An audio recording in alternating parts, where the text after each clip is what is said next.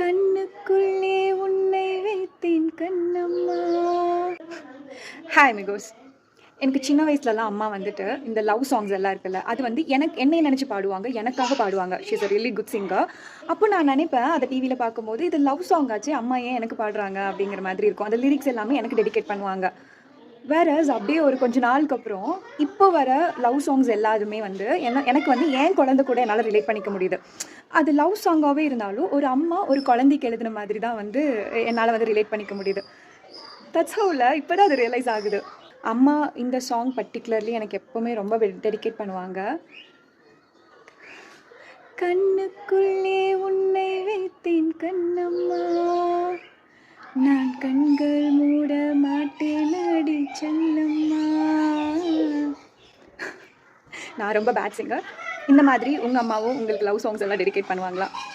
கீழே கமெண்ட் பண்ணுங்கள். நன்றி, வணக்கம். என்னோட நெக்ஸ்ட் வீடியோவில் சந்திக்கலாம்.